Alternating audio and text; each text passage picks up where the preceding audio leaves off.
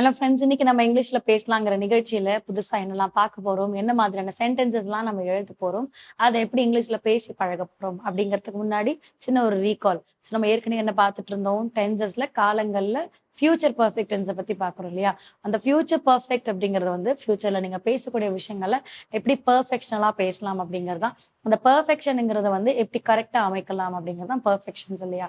So அப்படி இருக்கும்போது அந்த பெர்ஃபெக்ஷன்ஸை பாசிட்டிவா, நெகட்டிவா, இல்லை இன்ட்ராகேட்டிவ்ஸா, அதாவது பாசிட்டிவா செய்றேன், பண்ண முடியும், செய்ய முடியும், செய்தாங்க அப்படின்னு சொல்றதா, இல்ல செய்ய மாட்டேன், பண்ண மாட்டேன், வர மாட்டேன், வந்திருக்க மாட்டார்கள் அப்படிங்கறது சொல்றதா, இல்ல குவெஸ்டினரியா ஏன் எதுக்கு அப்படிங்கிற மாதிரி ஒரு குவெஸ்டினரியா செய்யறதா தான். ஸோ நம்ம இன்னைக்கு பார்க்க போற perspective negative perspective. Since we have done the positive பெர்ஸ்பெக்டிவ்னால நெகட்டிவ் பெர்ஸ்பெக்டிவ்ஸ் பத்தி பார்க்க போறோம்.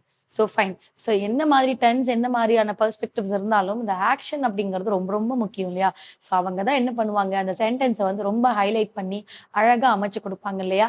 ஸோ அப்படி இருக்கும்போது அவங்க அந்த சென்டென்ஸை எப்படி அமைச்சு கொடுக்குறாங்க, எப்படி கொண்டு வராங்க அப்படிங்கிறது இருக்கு. ஸோ நீங்க எடுக்கிற வேர்பை வந்து நீங்க என்ன பண்ணணும், உங்க சென்டென்ஸோட அழகா அமைக்கணும். அப்படி அமைக்கும் போது அந்த சென்டென்ஸ் என்ன ஆகும்னா கரெக்டா உங்களுக்கு டிரான்ஸ்லேட் ஆகி வரும். ஏன்னா நம்ம இங்கிலீஷ்ல பேசுறதுக்கும் தமிழ்ல டிரான்ஸ்லேட் பண்றதுக்கும் ஜம்பிள் ஆகும் இல்லையா? ஸோ அப்படி ஜம்பிள் ஆகுறதுனால நீங்க கரெக்டா நீங்க ஃப்ரேம் பண்ணிட்டீங்கன்னா, ஜம்பிள் பண்ணும்போது உங்களுக்கு எப்படி இருக்கும்னா கொஞ்சம் ஈஸி கன்சிஸ்டண்டா இருக்கும் உங்களுக்கு. ஓகேயா?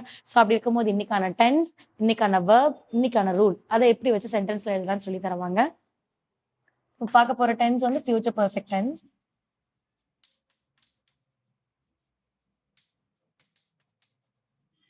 ஸோ இதுல நெகட்டிவ். ஸோ நெகட்டிவ் அப்படிங்கிறது which is indicate not அப்படிங்கிறது தான். ஸோ நெகட்டிவ்ல நாட்ங்கிறத நம்ம இண்டிகேட் பண்றோம். Then verb form V1, V2, V3.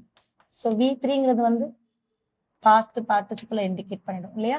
So V1ல வரும்போது ப்ரெசன்ட், V2ல வரும்போது பாஸ்ட். ஸோ அங்க வரும்போது பாஸ்ட் பார்ட்டிசிபிள் அப்படிங்கிறது வந்துடும். ஸோ இப்போ V1, V2, V3 ரெடி ஆயிடுச்சு. ஸோ என்ன வேர்ப்னா ரொம்ப சிம்பிள் தான். ஈட். ஈட்னா என்னது? சாப்பிடுறது இல்லையா? சாப்பிடு அப்படிங்கிறது. இதே V2ல வரும்போது ஏட். ஸோ ஏட் அப்படின்னு வரும்போது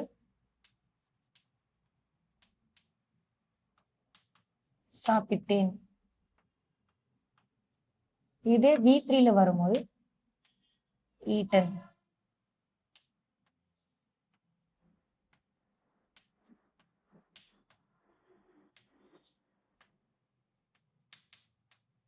சாப்பிட்டார்.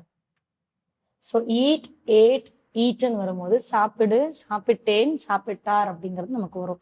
ஸோ 3 விஷயங்கள்ல 3 விஷயமா நம்ம அதாவது பிரிச்சு ஈட்டுக்கு, ஏட்டுக்கு, ஈட்டனுக்கு, ப்ரெசன்ட், பாஸ்ட், பாஸ்ட் பார்ட்டிசிபிளுக்கு தனித்தனியா சொல்லியாச்சு. இப்போ வேர்ப் ரெடி. இங்க வரும்போது subject.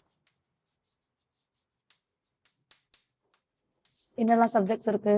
I, we, you, he, she, they,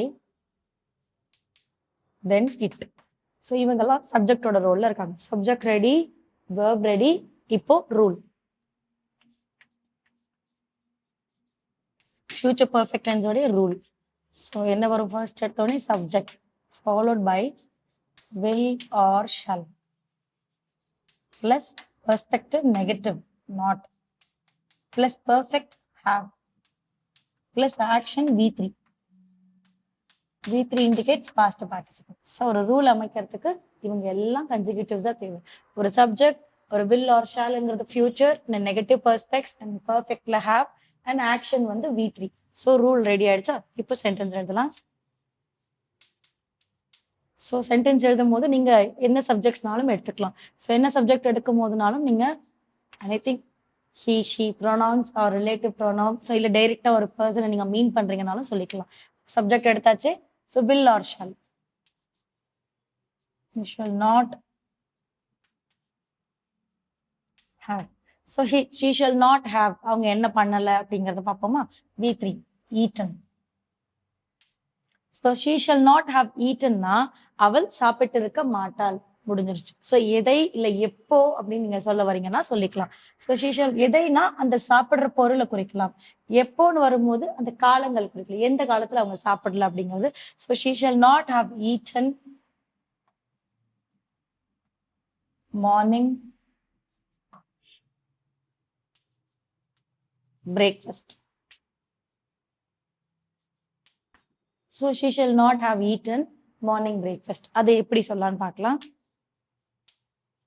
ஷீங்கிறது which is indicate அவள். அவள் என்ன பண்ணல, மார்னிங்ன்றது 2, காலை, பிரேக்ஃபாஸ்ட் வந்து 3. காலை உணவை, ஷீங்கிறது ஃபர்ஸ்ட்லயே அவள் காலை உணவை என்ன பண்ணிருக்க மாட்டாள், ஈட்டன்.